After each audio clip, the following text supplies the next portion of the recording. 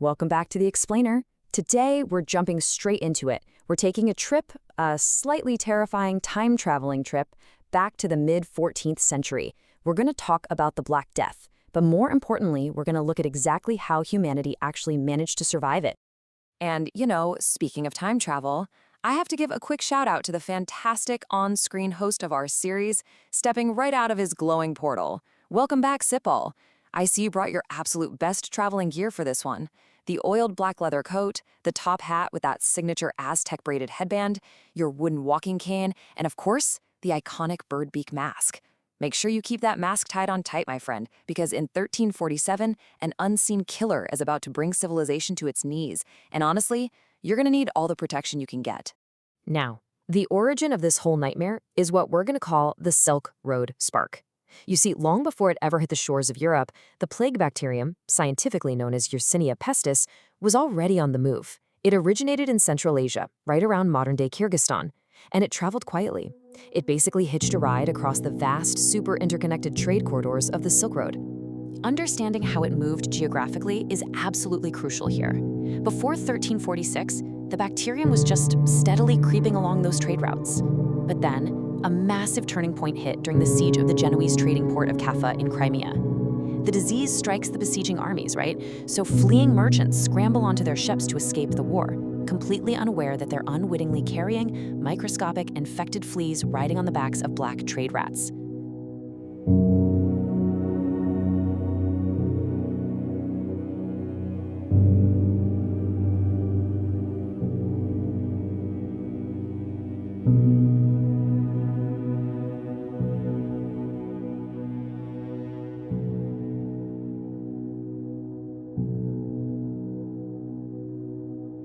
Finally, in October 1347, 12 of these Genoese galleys dock in Messina, Sicily. But by the time they arrived, the sailors on board were either dying or already dead. The pestilence was officially here. Put yourself in their shoes for a second. Try to imagine what humanity was facing without modern germ theory, without antibiotics, without any real idea of what was happening.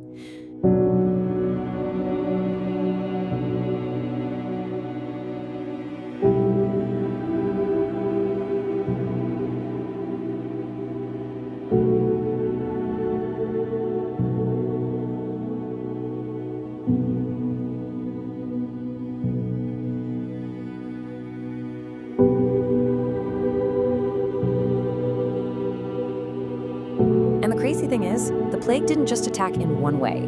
It spread like wildfire across Europe, North Africa, and the Middle East in three distinct, horrifying forms. You had the bubonic plague, the septicemic plague, which infected the blood, and the incredibly contagious airborne pneumonic plague, which carried a terrifying near 100% mortality rate.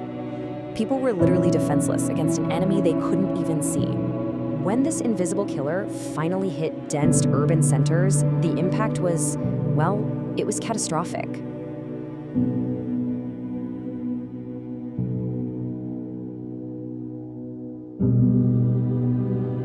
Across Eurasia and North Africa, the Black Death claimed an estimated 75 million to 200 million lives. To put that massive number into perspective, it wiped out roughly a third to a half of Europe's entire population. It was a level of pure devastation that just completely emptied out towns, wiped out farms, and left massive swaths of the continent entirely bare.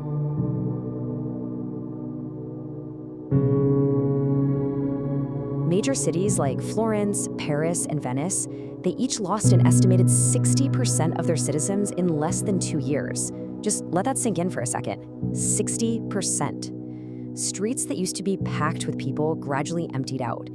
The only traffic left were these wooden death carts trundling over the cobblestones, passing sealed front doors that were ominously painted with red crosses. When you look at the macro-level death toll, it's honestly almost impossible to wrap your head around.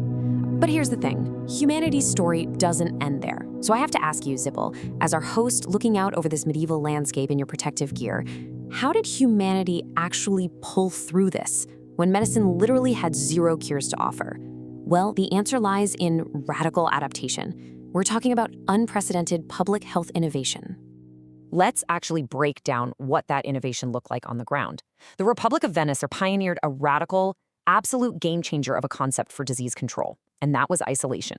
They started requiring all incoming ships to anchor offshore for 40 days before a single person could step foot on land.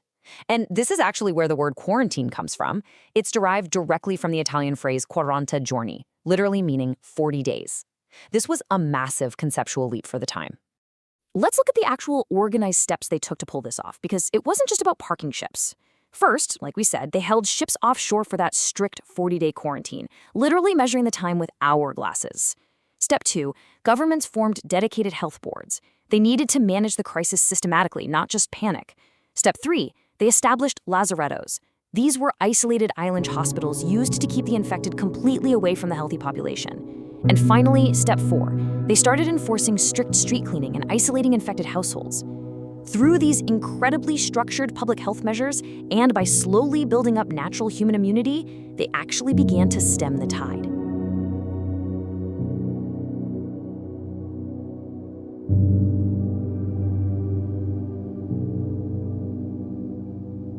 But the world that emerged from the ashes around 1353, it was fundamentally, irreversibly changed.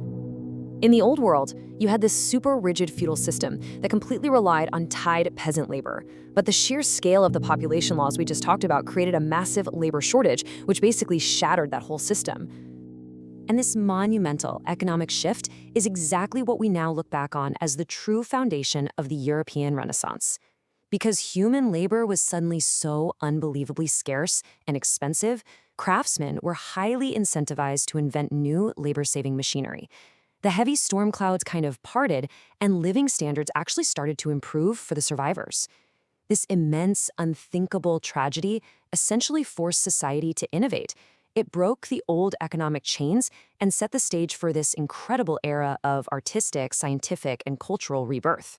Which brings us to our final takeaway today. Humanity didn't just passively endure the Black Death, we actively reshaped our entire society to build a brighter, far more innovative future. So, as you gently lower your bird mask, Xipil, I've got one final question for you as the host of our series and for everyone following along with us at home. If the absolute darkest disaster in human history was the very catalyst that sparked the Renaissance, what kind of future breakthroughs might be waiting for us on the other side of our modern crises? Something to think about. Thanks so much for joining me on this explainer, and we'll catch you next time.